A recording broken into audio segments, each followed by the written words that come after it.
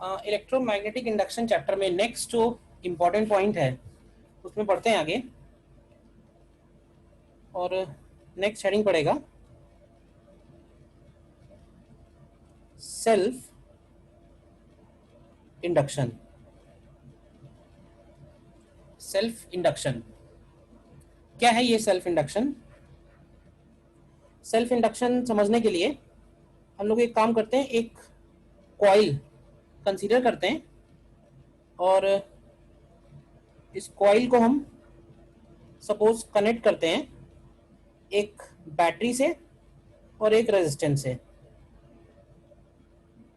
तो मान लेते हैं कि इसके सर्किट में एक ये बैटरी हो गई और एक स्विच लगा देते हैं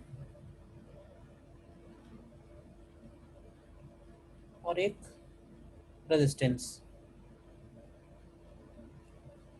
ठीक है, simple.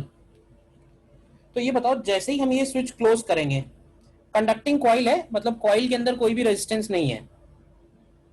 This is a conducting coil. तो पहले थोड़ा ध्यान से समझना कि सेल्फ इंडक्शन है क्या। देखो, जैसे ही हम ये स्विच क्लोज करेंगे तो आइडियली स्पीकिंग क्या होना चाहिए? तो देखो, हम लोग सीधे कहेंगे भाई क्लोज सर्किट हो जाएगा। कॉइल क्या है? कॉइल एक तरह से वायर ही तो है, तो बैटरी और रेजिस्टेंस को कनेक्ट कर रहा है। तो अगर हम जैसे ही स्विच क्लोज करेंगे तो इस सर्किट में करंट फ्लो होना चाहिए। क्यों भाई? कितना करंट फ्लो होना चाहिए? तो तुम बोल सकते हो कि करंट की वैल्यू E/R होनी चाहिए। ठीक है, लेकिन प्रैक्टिकली जब ये काम किया जाता है और हम इस करंट की वैल्यू, मतलब यहाँ एमीटर लगा के उस करंट की वैल्यू को क्लोजली ऑब्जर्व करते हैं कि भाई करंट का वेरिएशन कैसे हो रहा है, तो हम लोग देखते हैं करंट की जो वैल्यू है वो I=0 से I=E/R तक सडनली जंप नहीं करती है। मतलब होना तो यही चाहिए कि स्विच क्लोज किया और तुरंत सर्किट में करंट E/R हो गई। जब हम प्रैक्टिकल करते हैं इस चीज का, तो वो देखते हैं कि वो जो करंट है ये ग्रेजुअली इंक्रीज हो रही है। मतलब E/R हो जाती है थोड़ी सी देर में, लेकिन वो जो चेंज है वो चेंज उसका सडन नहीं आता है, वो ग्रेजुअल आता है। तो अब सोचते हैं कि ये ग्रेजुअल क्यों आया। तो अब देखो ध्यान से, इसी को हम लोग बोल रहे हैं सेल्फ इंडक्शन। होता क्या है कि जैसे ही हम ये स्विच क्लोज करेंगे तो इस सर्किट के अंदर करंट इंक्रीज होगा। क्यों भाई? जैसे ही हम ये स्विच क्लोज करेंगे इस सर्किट के अंदर करंट इंक्रीज होगा। करंट इंक्रीज होगा तो हम ऐसे बोल सकते हैं कि इस कॉइल में भी करंट आएगा, और इस कॉइल में जब करंट आएगा तो इस कॉइल के अपना मैग्नेटिक फील्ड भी आएगा, और वो मैग्नेटिक फील्ड जो पहले नहीं था और बाद में हो गया, तो एक तरह से क्या उस कॉइल से फ्लक्स चेंज हुआ या नहीं हुआ? लेकिन वो जो फ्लक्स में चेंज हुआ वो उस कॉइल के अपने करंट की वजह से हुआ। मतलब किसी बाहर से करंट से नहीं लगा है, उसका अपना ही करंट है। और उस फ्लक्स चेंज को जब ये कॉइल अपोज करेगा तो इस कॉइल के अंदर एक इंड्यूस्ड ईएमएफ डेवलप होता है अकॉर्डिंग टू फेराडेज लॉ। क्योंकि फेराडे लॉ सिंपली सेज कि किसी भी कॉइल से, किसी भी क्लोज लूप से अगर फ्लक्स चेंज हो रहा है तो there will be an induced EMF which will oppose the change. तो जैसे ही इसमें करंट फ्लो, करंट इंक्रीज होता है तो वो उस इंक्रीजिंग करंट को अपोज करता है। अपोज कर नहीं पाएगा क्योंकि ये एक्सटर्नल बैटरी बहुत स्ट्रांग है, बट हाँ उसका जो अपोजिंग फैक्टर है वो उसके चेंज को थोड़ा डिले जरूर कर देगा। तो करंट की वैल्यू जो सडनली E/R हो जानी चाहिए वो सडनली E/R ना होके ग्रेजुअली E/R हो रही है। तो ये जो कॉइल है ये जब अपने ही इंक्रीजिंग करंट को अपोज करेगा, ड्यू टाइम वेरिंग फ्लक्स को अपोज करेगा, तो इस प्रोसेस को हम लोग बोलते हैं self induction. It is again same as Faraday's law of electromagnetic induction, nothing new, but ये है कि कॉइल का अपना ही करंट है जिसकी वजह से उसमें खुद ही चेंज आ रहा है। ठीक है ना? बनाओ ये वाला डायग्राम। ठीक है, तो जो मैंने बोला उसको एक बार लिख लेते हैं यहाँ पे और क्लियर हो जाएगा। तो इसमें लिखना है, इसमें when switch is closed, when switch is closed current, current through the coil increases, current through the coil increases, which changes magnetic flux, magnetic flux linked with the coil due to its own current which changes magnetic flux linked with the coil due to its own current. आगे लिखेंगे कि this varying flux is opposed by the coil by inducing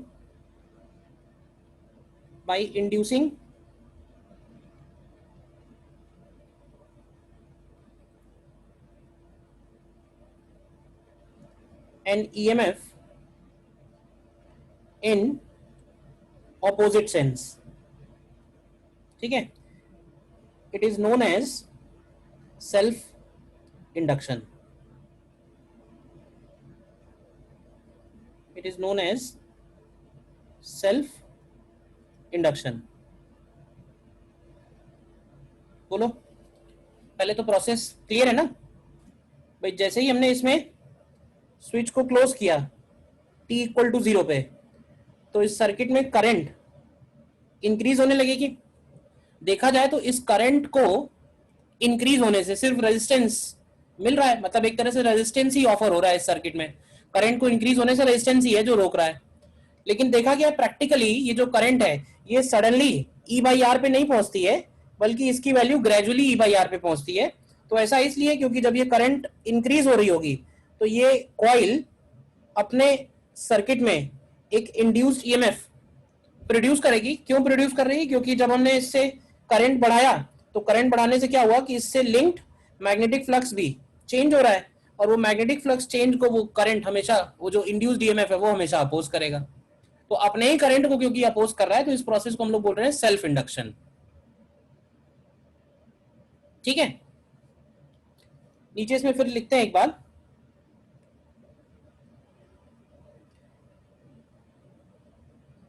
बताना भी.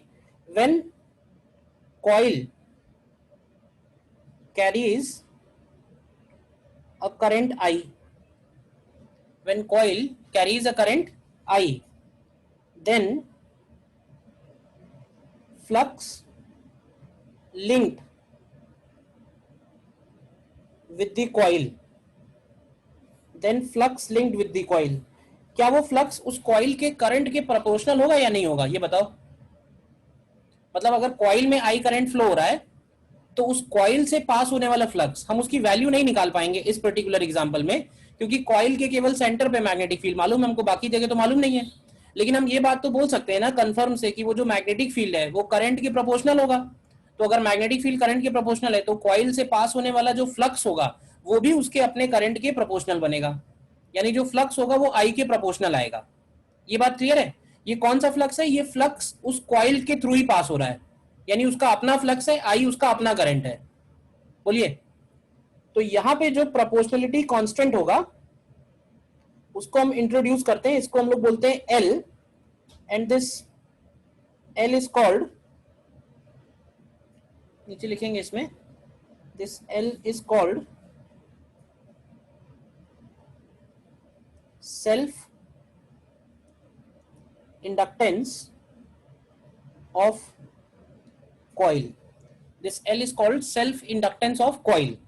और इस L का अगर हम यूनिट निकालें यहाँ पे, तो इस L का ये जो यूनिट है भाई, फ्लक्स का यूनिट होता है वेबर, तो इसको हम लोग वेबर पर एम्पियर भी लिख सकते हैं. और इसका एक और उसका अपना यूनिट है, इसको बोलते हैं हेनरी. ये भी SI यूनिट ही है. ठीक है ना? This is called self inductance of coil, जिसका यूनिट बनेगा वेबर पर एम्पियर, और उसका यूनिट, दूसरा यूनिट है हेनरी. तो अभी बताओ कि इस कॉइल से अगर फ्लक्स चेंज हो रहा है तो इस कॉइल में induced EMF from Faraday's law क्या लिखेंगे? फ्रॉम फैराडेज लॉ जो इंड्यूस्ड ईएमएफ होगा, तो क्या इंड्यूस्ड ईएमएफ को हम माइनस ऑफ d∅/dt लिखते हैं. तो जब इसको माइनस ऑफ d∅/dt लिखेंगे तो ये आएगा माइनस L इंटू di/dt. तो ये एक फॉर्मूला है जो इस कॉइल में इंड्यूस्ड ईएमएफ निकाल सकते हैं.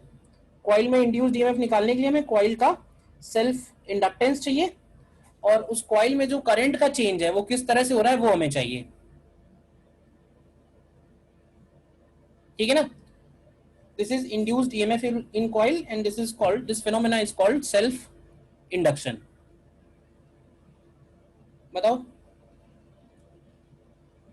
थोड़ी बहुत बात समझ में आई? क्या हो रहा है तो फैराडे लॉ ही, लेकिन वो क्या रहा है कि उसी कॉइल का करंट है, मतलब उस कॉइल का अपना ही करंट है और वो करंट चेंज हो रहा है।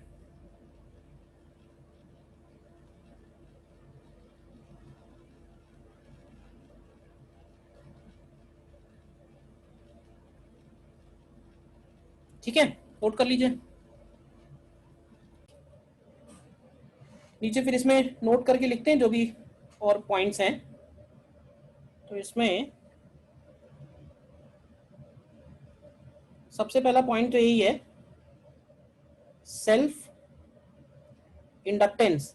अब देखो बहुत ज्यादा कोई सिस्टम नहीं है जिसका हम सेल्फ इंडक्टेंस निकाल पाए, लेकिन हाँ जिनका निकाल सकते हैं उनका निकालेंगे। Self inductance of a long solenoid. Solenoid एक ऐसा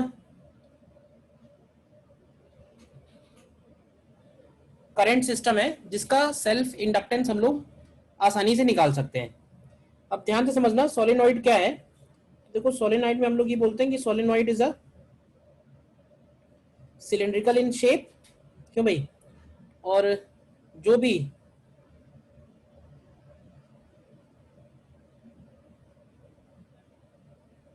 वायर्स हमने इसके ऊपर लपेटे हुए हैं इस तरह से हैं, सपोज कर लेते हैं।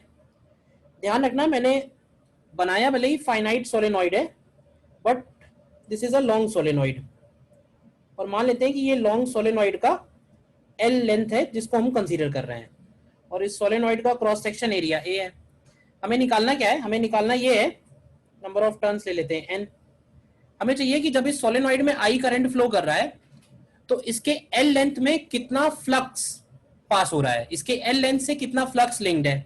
तो सबसे पहले बात आती है मैग्नेटिक फील्ड की। मैग्नेटिक फील्ड कितना लिखेंगे? तो मैग्नेटिक फील्ड की वैल्यू होगी सीधे सीधे म्यू नॉट एन आई। तो अगर magnetic field mu naught N I है और हर एक कॉइल का एरिया ए है, तो ये बताओ एल लेंथ में कितनी कॉइल्स हो जाएंगी? एल लेंथ में कॉइल्स हो जाएंगी एन इंटू एल। तो एन इंटू एल कॉइल्स का ए एरिया है, तो उसको मल्टीप्लाई करेंगे तो हमें टोटल फ्लक्स मिल जाएगा। तो हमें लिखना है flux linked with length L of the solenoid. Solenoid के एल लेंथ से कितना फ्लक्स लिंक्ड होगा, तो उस फ्लक्स को हम लोग लिख सकते हैं magnetic field into area into total number of turns. तो total number of turns N into L हो जाएगा। रख दो ये वैल्यू, देखो क्या मिलेगा। तो यहां से मिलेगा mu naught N square A L और बाहर आ जाएगा आई। तो ये प्रोपोर्शनल टू आई तो आना ही चाहिए था, क्योंकि हमको मालूम है कि किसी भी सिस्टम का अगर करंट आई है तो जो भी फ्लक्स आएगा वो उसके करंट के तो प्रोपोर्शनली बनेगा। तो यहाँ पे ये जो कांस्टेंट बाहर आ रहा है ये कहलाएगा, this is self inductance of solenoid.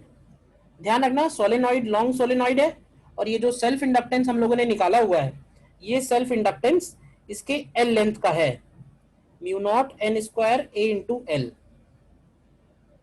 ठीक है, और नोट कर लो पहले इतना।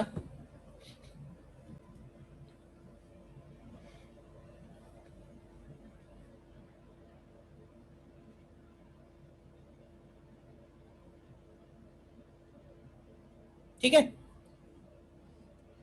नेक्स्ट सेकंड पॉइंट में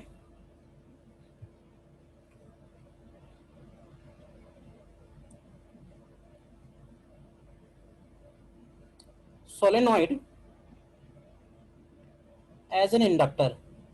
अब देखो अभी तक हम लोगों ने इलेक्ट्रिकल सर्किट में रेजिस्टेंस को जाना है, कैपेसिटेंस को जाना है, कैपेसिटर को जाना है, और अब हमारा थर्ड इलेक्ट्रिकल एलिमेंट आ रहा है कॉल्ड इंडक्टर।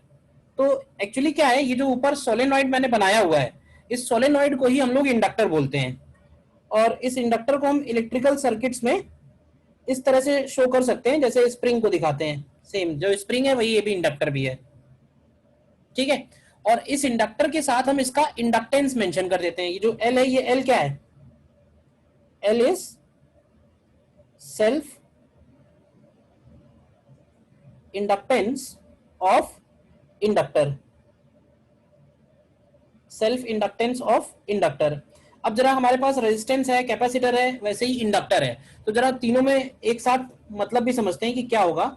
जैसे रेजिस्टेंस था अगर, तो रेजिस्टेंस में अगर करंट आई फ्लो कर रही है, ध्यान से बताना, तो potential difference V A minus VB को क्या हम लोग आई आर लिखते हैं, याद है?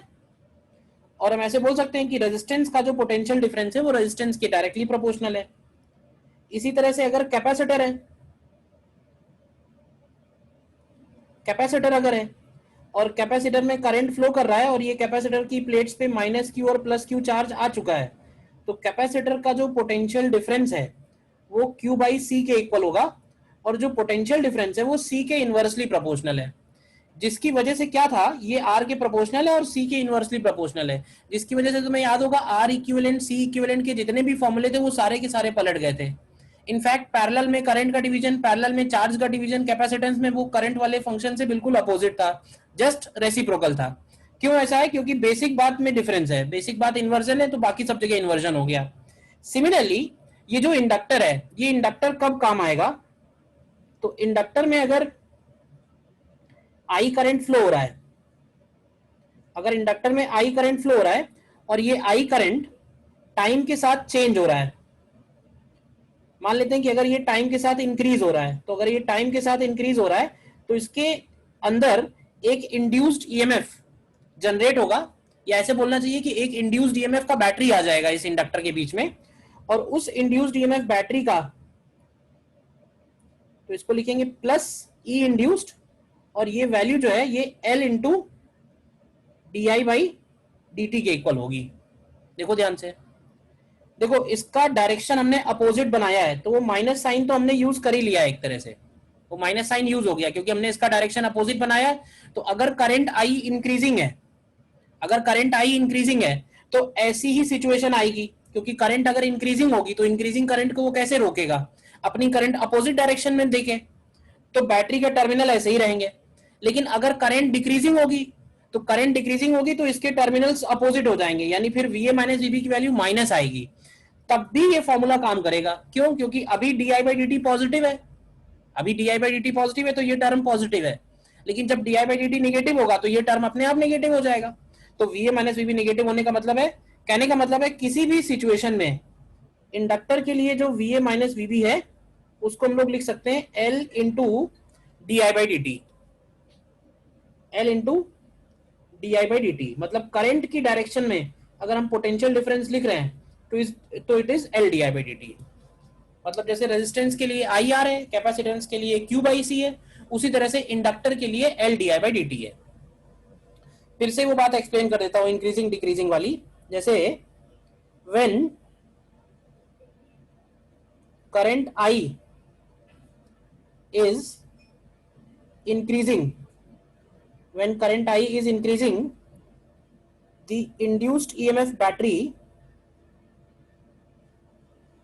the induced EMF battery opposes the current I, induced EMF battery opposes the current I, यानी उस केस में यही वाला फिगर बन जाएगा, इस केस में यही वाला फिगर बन जाएगा। और हम इसको लिखेंगे कि वी ए माइनस वीबी की वैल्यू को लिखेंगे plus L mod of D I by D T. Mod इसलिए लगा रहे हैं क्योंकि हम लोग साइन तो लिख ही रहे हैं ना। अब अगर हम ये मॉड की वैल्यू को ओपन करेंगे, आई इंक्रीजिंग है तो ये मॉड पॉजिटिव हो जाएगा, यानी ये simply L D I by D T बन जाएगा। ठीक है। सेकेंड केस में when current I is decreasing, then induced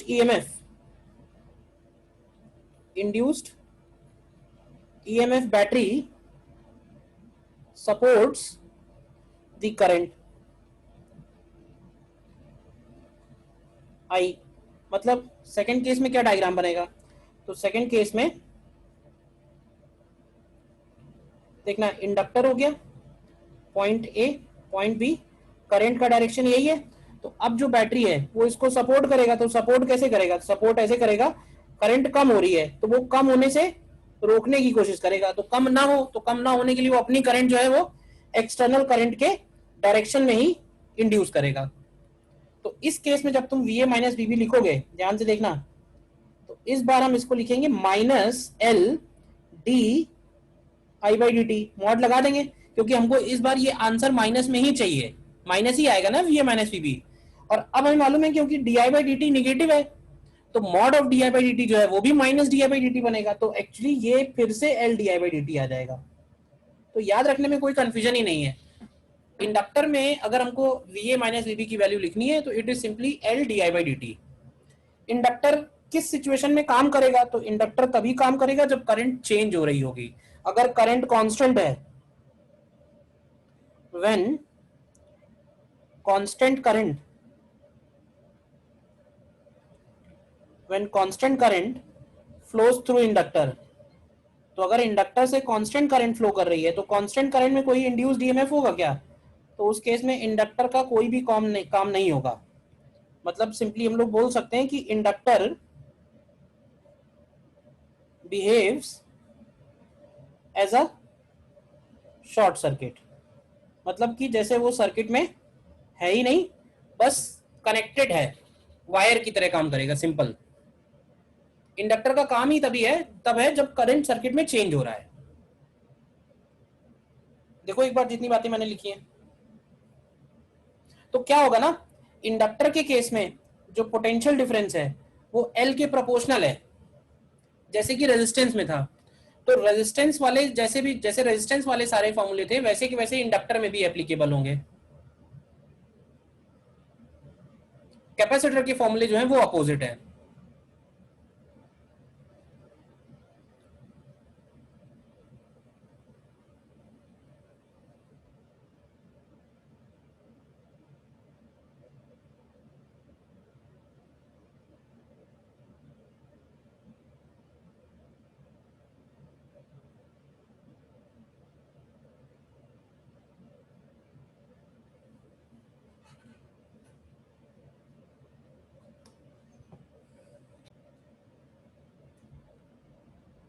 ठीक है, so this was second point. Third point में तो इसमें कुछ बेसिक बातें हैं, जैसे मान लो कि दो अलग अलग इंडक्टर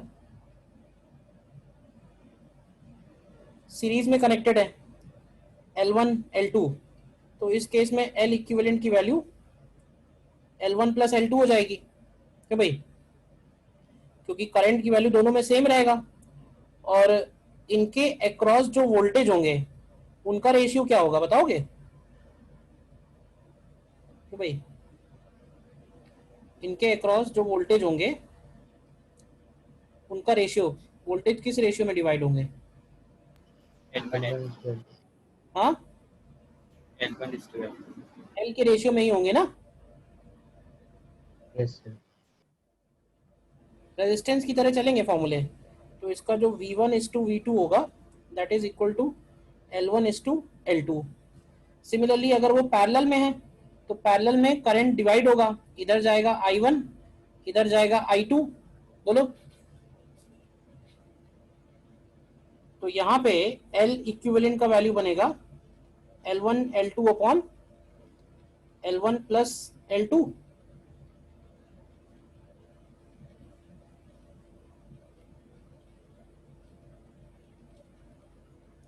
पैरेलल में है तो L1 L2 upon L1 plus L2, और करंट का जो डिवीजन है यानी I1:I2 जो होगा, क्या वो 1/L1:1/L2 होगा ना, सेल्फ इंडक्टेंस के ऑपोजिट रेशियो में, reciprocal. Yes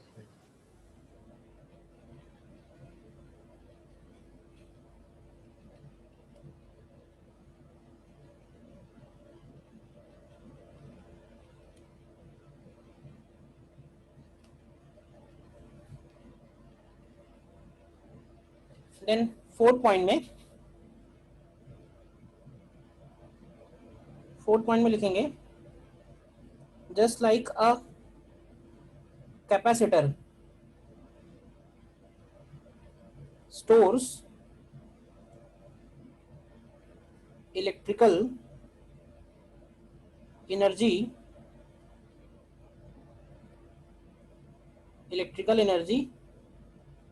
in the form of charge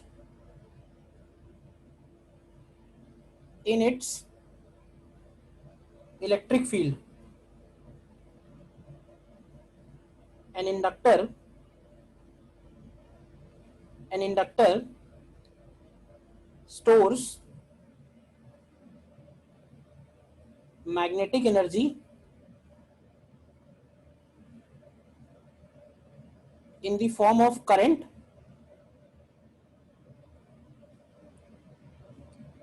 in its magnetic field.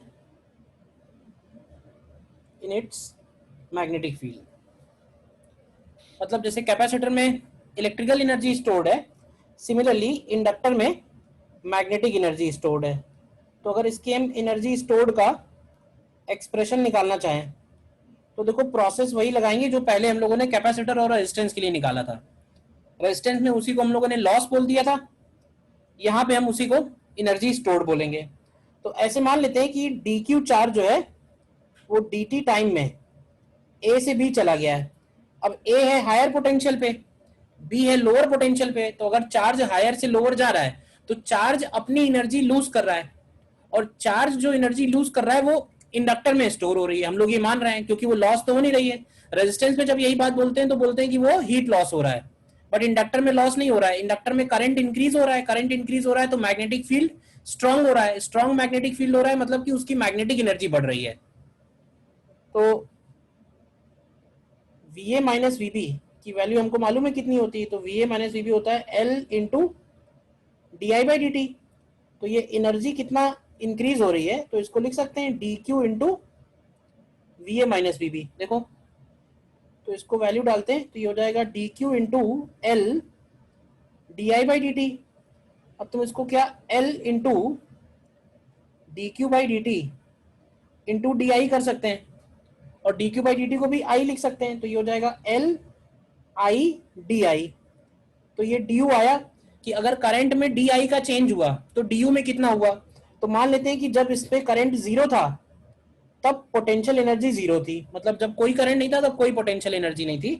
तो बाद में पोटेंशियल एनर्जी आई करंट पे कितनी हो जाएगी. तो ये मैग्नेटिक एनर्जी का एक फॉर्मूला आ जाएगा, it is half L I square. ठीक है.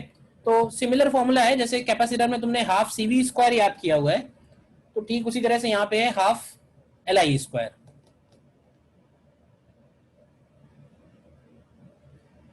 ठीक है ना. एनर्जी कहाँ स्टोर है, किसमें स्टोर है. तो ये लाइन याद रखना कि inductor stores magnetic energy in the form of current in its magnetic field, and capacitor stores electrical energy in the form of charge in its electric field.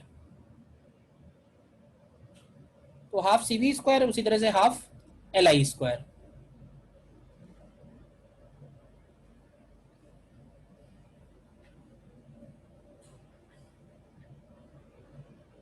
ठीक है.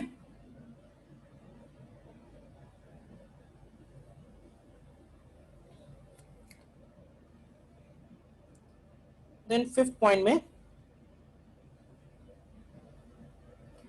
मैग्नेटिक एनर्जी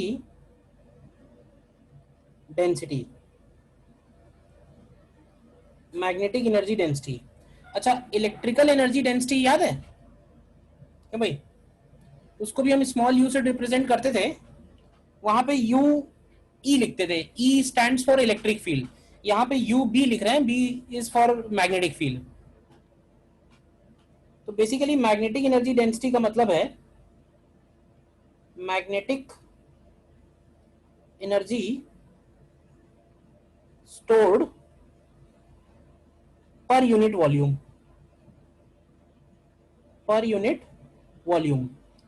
तो हालांकि इसका फॉर्मूला डायरेक्टली मिलता जुलता है, but हम लोग निकाल के देखते हैं. ठीक है.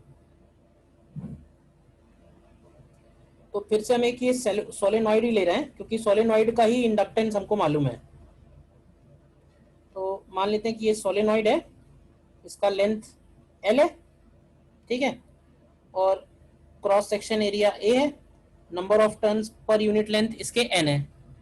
तो इस सोलेनॉइड का अगर मैग्नेटिक एनर्जी निकालना हो तो इसका मैग्नेटिक एनर्जी का फॉर्मूला होगा हाफ L I²। अच्छा, इसका L का वैल्यू अगर लिखें तो इसका L हम लोगों ने कितना निकाला था, तो इसका L निकाला था μ0 N² A L और इंटू I²। देखो ध्यान से, ये था ना। तो अगर हम इसका एनर्जी डेंसिटी निकालना चाह रहे हैं तो एनर्जी डेंसिटी का मतलब हुआ मैग्नेटिक एनर्जी अपॉन वॉल्यूम, मतलब ये मैग्नेटिक एनर्जी कितने वॉल्यूम में डिस्ट्रीब्यूटेड है। तो देखो ये जो मैग्नेटिक एनर्जी है, इसकी मैग्नेटिक एनर्जी इसके अंदर मैग्नेटिक फील्ड के फॉर्म में है। तो ये मैग्नेटिक फील्ड कितने वॉल्यूम में है, ये वॉल्यूम कितना आएगा, ये जो मैग्नेटिक एनर्जी निकाली हम लोगों ने कितने वॉल्यूम में है ये, L. क्या ये L इंटू ए हो जाएगा। तो इसको हम L इंटू ए से डिवाइड कर देते हैं, तो ये आएगा μ0 N² AL I² upon 2 times A into L. देखो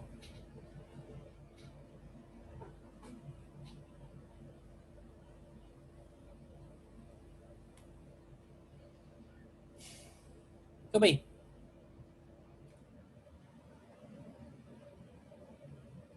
Yes. Yes.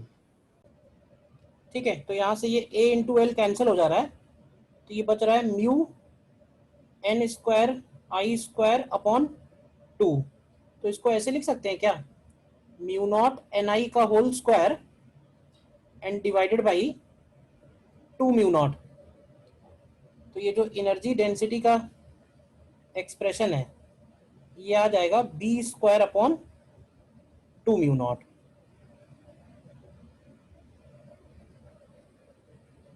Electric energy density का फॉर्मूला क्या था, याद है, इलेक्ट्रिकल एनर्जी डेंसिटी का फॉर्मूला था हाफ एप्सिलॉन नॉट E² था।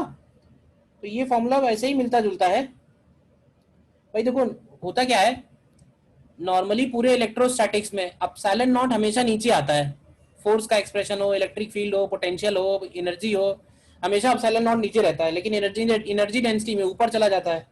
तो वैसे ही यहाँ पे भी है, मैग्नेटिक फील्ड में μ0 हमेशा ऊपर आ रहा है सारे फॉर्मूले में, बट एनर्जी डेंसिटी के फॉर्मूले में नीचे चला जाएगा। बाकी वही है half epsilon naught E² and 1/2 μ0 into B²। दोनों ही एनर्जी डेंसिटी है, दोनों का यूनिट भी सेम है, दोनों का यूनिट भी सेम है, दोनों ही एनर्जी अपॉन वॉल्यूम है, जूल पर मीटर क्यूब।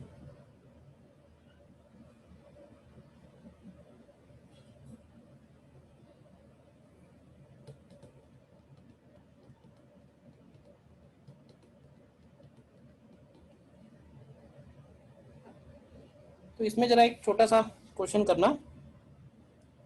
फॉर एग्जांपल एक हमारे पास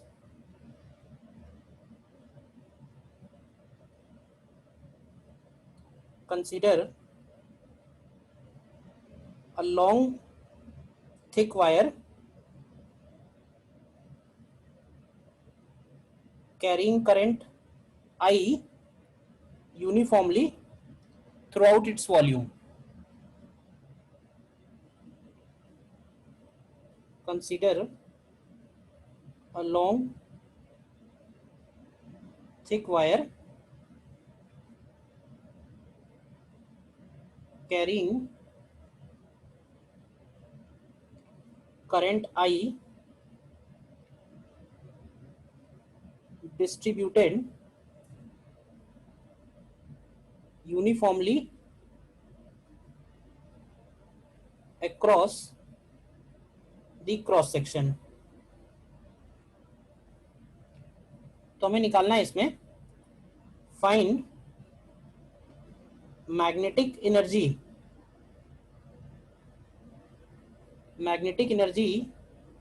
stored per unit length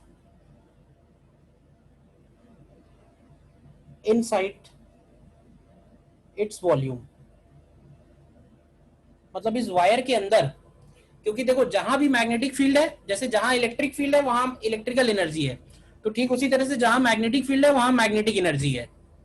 तो हमें इस वायर के अंदर इसके पर यूनिट लेंथ में कितना एनर्जी स्टोर्ड है वो निकालना है। तो इसको निकालने का तरीका एनर्जी डेंसिटी से है। अगर हमें मैग्नेटिक फील्ड मालूम है इस वायर के अंदर, तो हमें मैग्नेटिक एनर्जी डेंसिटी मालूम है, और मैग्नेटिक एनर्जी डेंसिटी में अगर हम वॉल्यूम मल्टीप्लाई करेंगे तो हमको एनर्जी मिल जाएगा। बट हमें ये देखना पड़ेगा कि वो मैग्नेटिक एनर्जी डेंसिटी यूनिफॉर्म है या नॉन यूनिफॉर्म है। अगर non uniform magnetic energy density है तो फिर हमें डिफरेंशियल वॉल्यूम मल्टीप्लाई करके इंटीग्रेट करना पड़ेगा। मैंने ये वाला फॉर्मूला यूज किया था कैपेसिटर में इस टाइप के फॉर्म क्वेश्चन के लिए, याद है नहीं याद है? हम लोगों ने शायद निकाला था शेल का एनर्जी। शेल का एनर्जी निकालने के मैंने कई सारे तरीके बताए थे, याद है नहीं याद है? तो उसमें Yes, sir. तरीका ये था कि हम इस शेल का जो इलेक्ट्रिक फील्ड है वहां पे एक डिफरेंशियल वॉल्यूम लें, उस डिफरेंशियल वॉल्यूम में ये एनर्जी का मल्टीप्लाई करें तो हमको डिफरेंशियल एनर्जी मिल जाएगी और फिर इंटीग्रेट कर सकते हैं। तो देखो इसको ट्राई करो।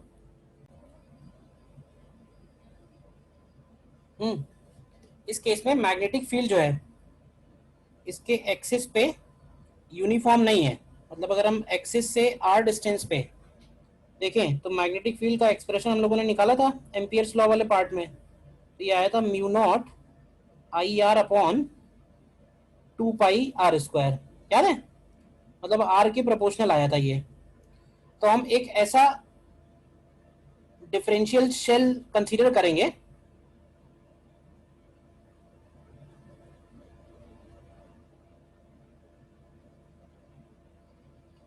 जिसका रेडियस हम लोग r ले लेते हैं, ठीक है?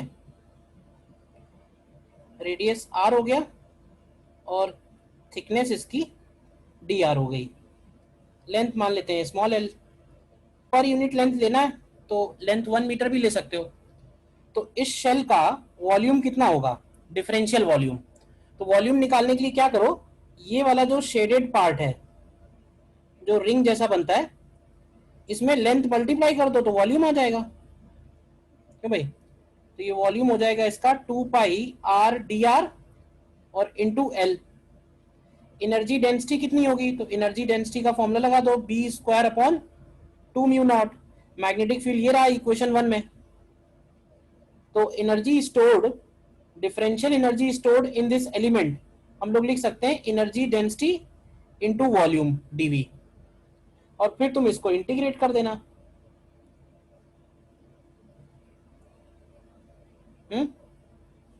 इंटीग्रेशन में लिमिट्स डाल देना 0 से कैपिटल R। बताओ कर लोगे या करूं मैं?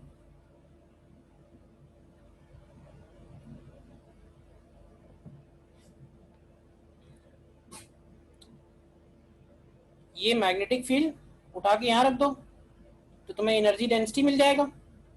Energy density into differential volume, ये जो लिखा है ये यहाँ रख के इसको इंटीग्रेट कर देना 0 से कैपिटल R। स्मॉल r केवल इंटीग्रेट होगा, तो ये वो एनर्जी आ जाएगी जो इस वायर के अंदर स्टोर है L लेंथ में। पर यूनिट लेंथ कहेगा तो लास्ट में L से डिवाइड कर देना।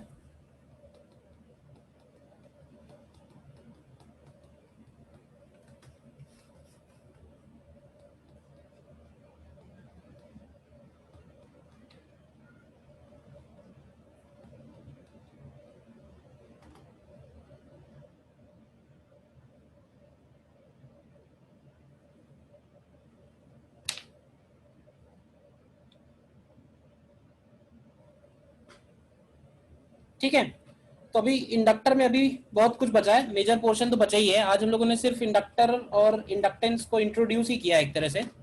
मेन जो एप्लीकेशन पार्ट है वो भी बचा हुआ है, तो वो जब करोगे तब और क्लियरिटी आएगी। ठीक है ना? तो अभी आज तो इतना ही रखते हैं।